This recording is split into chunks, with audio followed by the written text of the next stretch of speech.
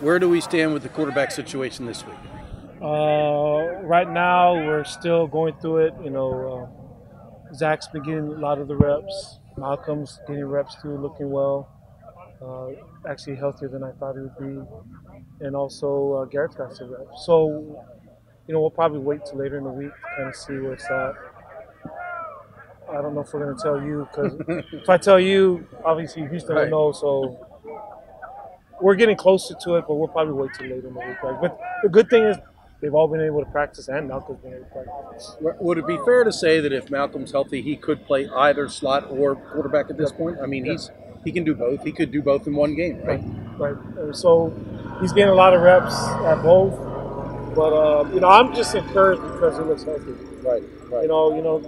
When he walked off the SMU game, I didn't know if he was done for the season. Right. Right. I don't know if it was a Liz Frank. Right? I didn't know what it was. So super encouraged to see him run around today because he adds an element to our team that we don't have. Right.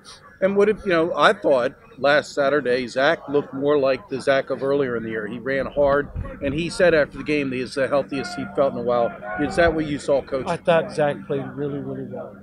I thought he played a really, really good football game. He had one mistake. It's unfortunate. The pick.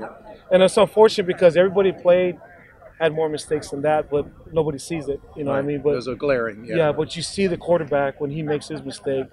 But he played a really, really good football game. Really proud of the way he played. Came in. It became a quarterback run game, and that's more his suit than Garrett's suit. So that's why he made the change. And I thought he played a really good football game. Gave us a chance there at the end. Right. We had a chance.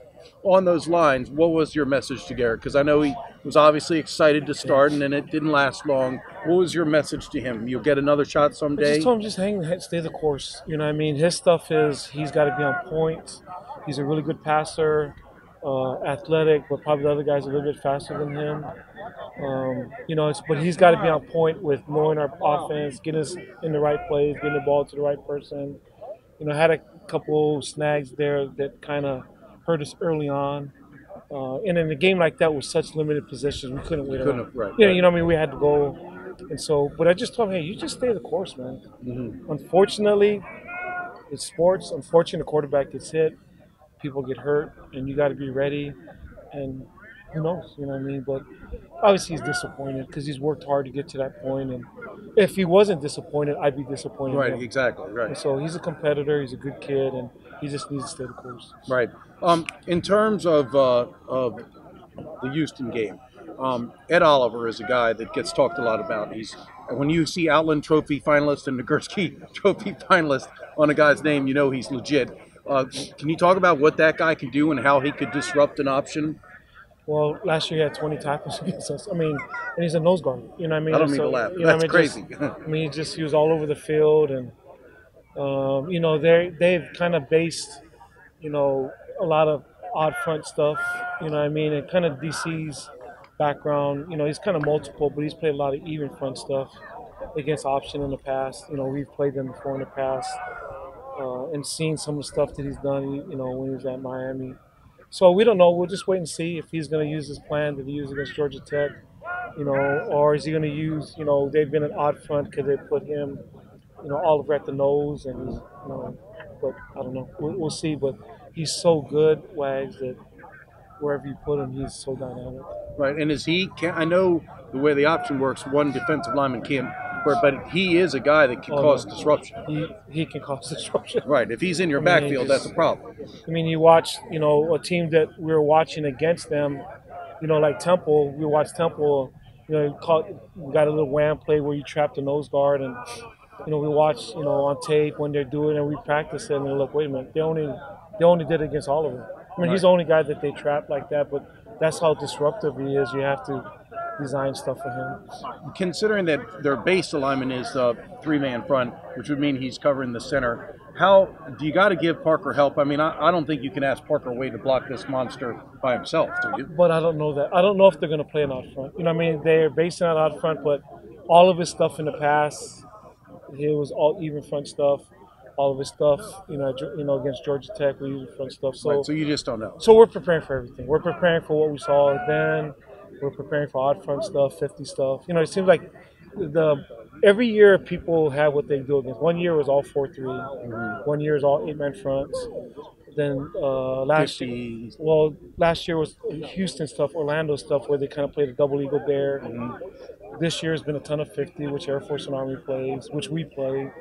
And it kind of cracks me up sometimes because people are like, oh, we're getting a 50 to try to trick us. It's like, we see that all camp. See Right, guys right. playing. I'm very familiar with it. Right. You know, because the lady asked me in the Temple game, is the 50 surprising you? Is that what's giving you trouble? Is like, no, it's the players that are giving us trouble. It had nothing to do with their 50. Right. It's blocking them. Yeah, we practice against that every day. It's not that big of a deal. Right. But I don't know, what. We'll see. They might play an out front, and if he does, obviously, we had stuff that we always have to nose. But I don't know if they're going to play. Right. We'll get ready for both. Injury front, is Hudson Sullivan back? He's going to travel. He's doing more and more stuff. He practiced. Like every day, he's doing more stuff. So super encouraged. Will he go this week? Probably questionable.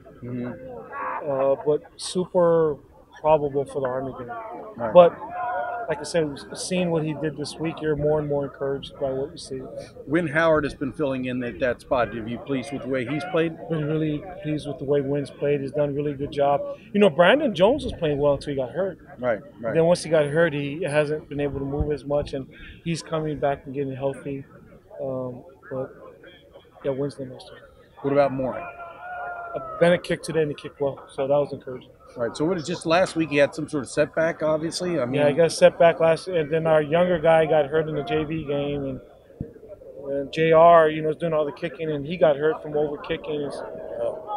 We had 3 kickers hurt. I've never seen that before. So, do you feel fortunate that the kicking game hasn't hurt you during this time that Bennett's not been able to play? I mean, you have not had, other than the one missed field goal last week. Yeah, but I was really encouraged by what Owen did, but knock on wood, yeah. Right, but if Bennett's available, he's the guy. He's going to be doing our field goals. Right, and then last week, Terrence Laster got his bell rung when they rammed your slot back into him. How's Terrence? Right now, he's going through concussion protocol. And so with that stuff, I just stay out of it. Right. And when they show up, they show up. You know, I just wait for Jim to say he's up. And then go from there. Lastly, for me, I'm doing something about Ronnie Querry, your long snapper. We haven't mentioned him this year, so I'm going to guess he's doing a good job. It's always a good sign when you don't mention him, but really proud of him because the other guys that we've brought in, you know, Piper and Gibbs are really good snappers. And, and actually Gibbs was the number 1 snapper in the country, and he's going to have a bright future here. And Piper was one of the best in the country. And Ronnie took that as hey, you know what? You got to beat me out. And he worked his butt off this summer and had a great camp. And I'm just really proud of him that he won the job, and he's had a great season. Do you feel fortunate? I mean, I know people probably don't think that the long snapper is important, but you as a coach know that's damn important. You've had, Cardona, who's in the NFL, Josh Antol, who was pretty good himself, and now Ronnie. And this has not been a position you've had to worry about. You know, Coach Johns and Coach Davis have done a really good job of recruiting them, and and recognizing those guys' talent. And yeah, we're really happy with all the guys. All right, thanks. Yep. Doing a little feature on Ronnie. What can you say about him as a long snapper? You're catching those snaps all the time. How's he doing? Honestly, Ronnie just makes it really easy on me and makes me look good because the ball's always in the right spot, always gets the laces right, and helps everyone, including the kickers and like the rest of the line, just be comfortable out there being a leader. I know it's an overlooked skill, but you've got to deliver it on time. As you mentioned, you want the laces a certain way. I mean, the get-off time is based on how quickly he's going to, the velocity that he snaps it back. I mean, can you talk about how it's not an easy thing to be a long snapper? In no way. It's one of those kind of underappreciated positions, and he doesn't really get a lot of credit for all the work he puts in and how great he is at it. But like I said, just his ability to snap the ball is amazing almost, and we're just lucky to have him out there. So there haven't been a ton of times when you had to save him with the pull the high snap down, or it was on the ground rolling and you had to pick it up. Nah, he makes it really easy on me. I'm lucky. Makes me look a lot better at holding than I am, so I appreciate having him out there. All right, thanks, Ray. All right, well, I'm doing a feature on Ronnie Querry, and I know you work with the PAT field goal team. What can you say about your long snapper? I think Ronnie's done a great job, especially stepping in, as a senior and really not taking, his real first game snaps till his senior year. We've had a pretty good line of snappers come through here. So he's mean, I think he could have started for many years on other teams, you know, but from Cordona to Antal, and now he's a senior, and he stepped up and he's done a great job. I know you, in terms of working with the unit, you rep this all the time. What makes a good long snapper? What's he do well? Obviously, we used to hear about how Cardona had amazing velocity. He got the snap back in X seconds. Yeah. I mean, Ronnie's honestly, he's the same thing. I mean, he's got great velocity on the ball, great accuracy. One of the things, to be honest with you, that Ronnie does so well, it's not even so much on extra point field goal. It's on snaps for punts too. Mm-hmm. And he's a great athlete. A lot of people don't really realize that, but I know he could have played wide receiver in college at another college. He was a baseball player. He could have played baseball in college. He's a great cover guy. And he really puts, yeah. I mean, he really puts a lot of pressure on opposing return teams to either have to block them, and if they don't, he's going to be in that returner's face, forcing a fair catch or making a tackle. Yeah. All right, thanks. Well, Ed Oliver, you've heard of him. Yes, sir. You've been watching him on film? Yeah, we have a little bit this week, and stuff that we did against him last year. So, what it would tell me the challenge. I mean, if it's three-man front, you're going to be covered by him, and that's a challenge. Yeah, I mean, obviously he's a really good player, like All-American. Everybody knows that, but he's really fast. I think he had a lot of tackles last year. Most of them happened like past line scrimmage, the down ball there. He chased them down. So basically, he had 20 tackles. Yeah. I think Mo did a really good job at the point of attack, and that was him running, downfield a lot. So basically, when I get a block, just stay on as long as I can, because if I let up a second short, he can run off and make the play. But I mean, I know he's a really good player, but basically, we're just focused on what we can do. Did you get reps against him last week? Yeah. So that was the first game that I didn't start, and I played one or two drives, but not many. But yeah, so I do have a little bit of experience. Mm-hmm. So yeah. What makes him so good? I think just how fast he is. He's not really that 320-pound guy that we usually face. He's only about 280, 290, and moves like a skill guy. So basically just how quick he is, and his jump off the ball. So. Right. Yeah. So, I mean, is it something where if you have to block him one-on-one, is that a challenge you take on? I mean, this is kind of a neat thing for you in a way to say, because he's going to be in the NFL this time. We all know that. Yeah. You can be able to say, I blocked Ed Oliver. Yeah, I mean, it's definitely a big challenge. I mean, I'm definitely looking forward to it. Probably the best nose that we faced all year. So, it's a challenge, but not nothing, we're afraid of or preparing extra for. We're just going to just try to accomplish our game plan. So. All right, thanks. Well, while we go back, how did you become a long snapper? It was actually, I think it was like the end of my sophomore year of high school. I'd only been really playing like tight end with like receiver. We were on a spread. I was just messing around after practice one day and me and some buddies, and I just like ripped a few back there. And I was like, hey, this isn't actually that bad. And looked up some videos and just to try and fine tune it. And then over the years, you just make small adjustments and it just kind of try and perfect your craft. Did you ever go to see a specialist, a guru, to kind of teach you more of the finer points of it? Actually, in high school, I got really lucky. I had a coach who got a chance with the Patriots back in like I think it was the 70s or 80s. As a long snapper? Long snapper, yeah, for a few years. And so I never really went to any like big names in high school.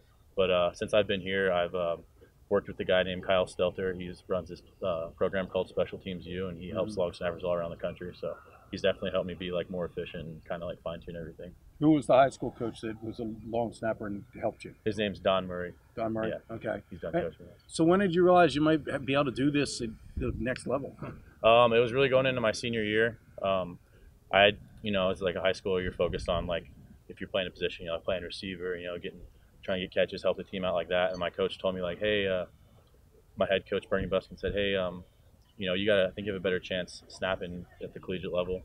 And so you were a receiver, right here. Yeah, we ran a spread, so it was kind of like a H-back, we called it. And so I was in the slot a lot, and so I got a lot of time out there. And when my coach told me I should start taking snapping a little more serious, I started putting more time into that, and kind of worked out for the better. Did you get Coach Davis thought you might have got recruited for a receiver for maybe a smaller school? Yeah, I was actually getting ready to go to I was considering a few smaller schools like NAIA, one Division III school in Oregon, just so I could play receiver in baseball and all that stuff. Yeah, well, that was the next thing I was going to ask you. I heard you're a pretty good baseball player. Yeah, I just so happened though that this opportunity came along, so I didn't want to pass this up. And yeah, baseball was honestly the first sport I ever played. I would say it's arguably still my favorite sport. I miss it a lot sometimes, but an opportunity like this is hard to pass up, and I'm really glad that I did. What position were you in baseball? I was an outfielder and a pitcher. Okay. So, you come here and, Cardona would have been going, obviously, I believe, right? You didn't meet Joe Cardona. No, he was a senior my freshman year. Okay. Yeah. Right. So you saw the best, one of the best ever. And then Antol did a good job. Just talk about, learning from those guys when you first got here. Yeah, definitely. Joe was first and foremost like a great mentor. He kind of helped me out. He looked out for me when I got out of plebe summer coming into camp. And then just like watching him and the way he worked, like every day you could tell like he was working towards something. Like he was wired a little differently, and he put forward his best effort every single day. Every rep he took was like he was taking a game rep. So that's something I really took from him. And obviously Josh, he had a successful career here too. So just watching the way that they prepared every single day was what kind of stuck out to me the most. Something I tried to emulate in my time here. So the coaching staff brought in some good long snappers. This Pfeiffer guy I heard was real highly touted. There's another kid whose name I don't remember offhand, but they brought in competition and challenged you. I mean, can you talk about what that meant to you and how you approached? Yeah, so going into this past season, I knew Mike was already here at Pfeiffer, and he was doing really well. And then I knew they were bringing in Gibbs too, Kyle Gibbs. Yeah, that's it. So I kind of kept that in the back of my mind every day. I'm really good friends with them. You don't want to ruin like the friendships, nothing to we're not about, but it is like competition. You are trying to earn a spot, and so I kept that in the back of my mind, like, hey, like you don't have much margin for error to begin with as a specialist, but especially now you got two guys right on your tail. And Mike and Kyle put a lot of pressure during camp, and it was a very spirited competition, but it just so worked out that coaches decided I was to have the spot. So what, obviously you didn't start, and it's not surprised you didn't start as a freshman. Cardona was here, and then Antol beat you out. What have you done to get better? What do you do better as a snapper that has enabled you to be the starter now? I would say I just focus more on, obviously, so getting the snap back there is important, but once the snap becomes muscle memory, you're part of the coverage team. So I kind of prided myself on being able to get down the field and cover and put a lot of pressure, whether to signal a fair catch, down punts inside the 20. Try to get on a few tackles this year, force a few people out of bounds, just being a part of the coverage team, not forgetting that you're an athlete first and the long snapper second. That's kind of the motto that I'd like to have. And can you talk about the relationship of working with Randy Beggs? Because, he and Owen White, they're the ones that are catching your snaps, right, and you got to deliver it the way they like, etc. Can you talk about working with those two guys? Yeah. Owen, he did a great job at the beginning of the year. We had some stuff go on, and he stepped up, and we had our first scrimmage at the stadium, and he just kind of came out of nowhere. He did awesome, and so snapping to him has been he does this thing he makes any snap I have it could be above his numbers or something, but they'll catch it a certain way to make it look fine, even though it's a little off target.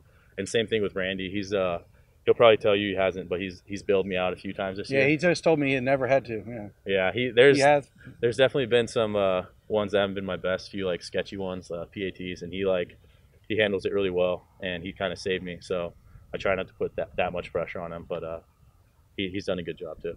So what's next for Ronnie Querry? I'm going to be going submarines. Be moving down to Charleston, hopefully next October. Trying TAD for 3.5 months, and see where my career in the Navy takes me from there. I'm not sure if I want to do 5 yet, or there's senior officers in the Navy I hear. There's a lot of them that said they're only going to do 5 and get out, and then kind of took them elsewhere. So just kind of letting it stay the course and everything.